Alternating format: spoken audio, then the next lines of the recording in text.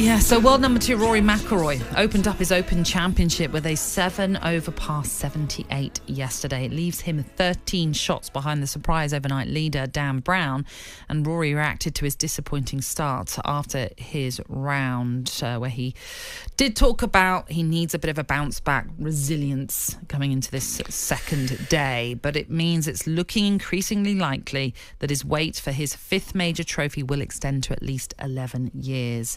So we've been analysing, talking about Rory's first round and what can he do to perhaps get that 5th major.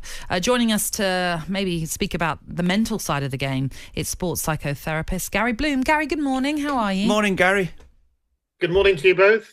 Great to have you with us. When you consider Rory McIlroy and the pressure that we all put upon him, because especially when he burst onto the scene, we're all excited about this young talent, and he wins 4 majors within a relatively short space of time.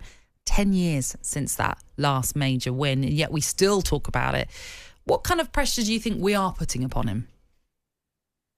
I mean, the media is bound to be asking the same question we're all asking: when's he going to win the next major? And I suppose the way I would see it is there's a lot of mental scar tissue hanging around for him, and that's going to affect his game. Look, golf, as you've probably heard from other people, other psychologists, is the most psychologically demanding sport individually of any other sport in the world. There is not a sport that is as psychologically demanding. And the reason for that is you get sort of 3-4 minutes between each shot. And that means your mind has to be absolutely concentrated in that 4 minutes before you re-engage with the sport again. There is no other sport where you get that gap and you can ruminate about what's gone wrong. For in a football match, something's happening immediately. Even as an F1 driver, you have to think all the time what's going to happen next. In golf, that process has to be absolutely spot on. And I would argue there's things gone on in Rory's personal life, but also his professional life as well, which has not been conducive to him being successful. Gary, without breaking your confidentiality agreement, and obviously you are a sports psychologist, when Rory walked off the green at the US Open and he missed those 2 tiny putts, for him, tiny putts, what would you say to him then? How would that process go? Would he come in the room with you and you have to try and somehow get him back on track, or what would you do? I'd tell him to take a few days off, if I'm honest, Dean, because it's like crashing a car. Heaven forbid anybody crashes a car. You don't want to get it back on the road immediately. You need to work out why it's happened. So just trying to get it going again is not always helpful.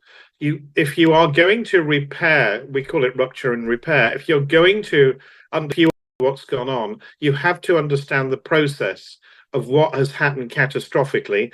In sport, it's called choking, of course. Why have you choked?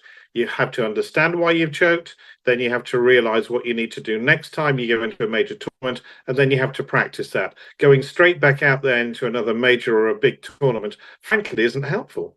Well, when you relate it to football and people can't understand how professional footballers can miss penalties, I've tried explaining to people that when you're walking up to take a penalty and you know the outcome if you miss and you know what the consequences are, it's different to taking a penalty on the training ground than it is in an FA Cup final or something else. So you as you're walking up, it's a different situation. So then how does he put that putt in right? Because he probably holds 100 of them in a row on a practice ground.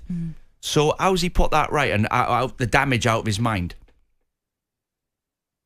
Well, he works with somebody like myself, and from what I understand, that is something he's been doing. But clearly what he has been doing hasn't worked.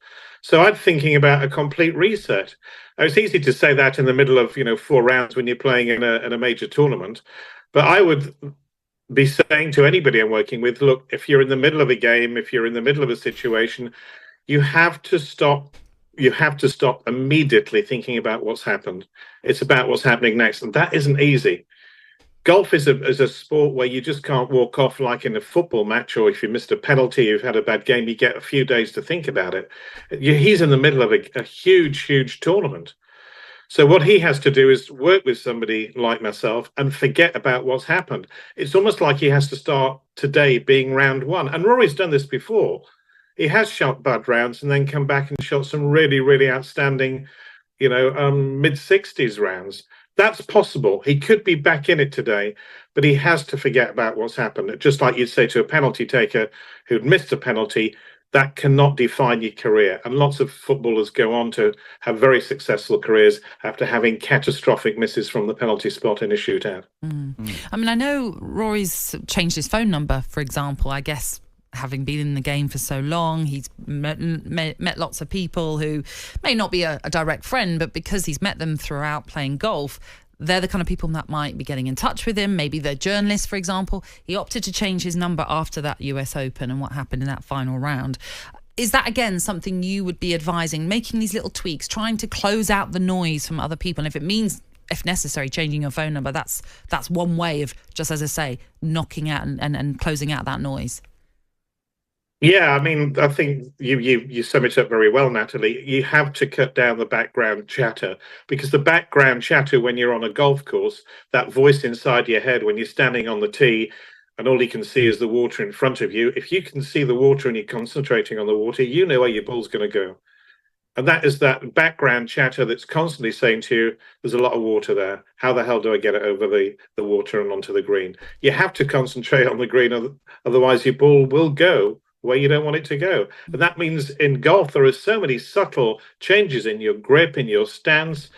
Lots of things are going on. And if one of those things change, microscopically changes, you can hit the ball wrong, as we saw yesterday when Rory put his ball on the other side of a railway line. Yeah, indeed. Fascinating, Gary. Thank you. Thanks, Gary, for joining us this morning and giving us that insight. Thank you for having me on.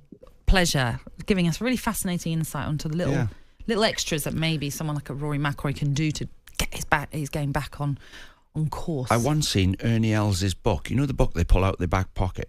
Yeah. And he had big red X's on "Don't go there." Oh, really? Yeah, so he's got a map of the course and they put red X's where you do not hit the ball there. Are you sure it wasn't X marks the spot? No. Not a treasure map. It was like, so basically they try not to make bogeys. Yeah. For the first 2 days. Yeah, don't drop shots, yeah. So I know he's going to have to reset today. He's got to shoot 67 minimum today to make the cut. Yeah, indeed. Well, he's not out for a little while yet. talkSPORT Breakfast, waking you up Monday to Friday morning from 6 a.m. on AM, on DAB, via the talkSPORT app and on your smart speaker. talkSPORT.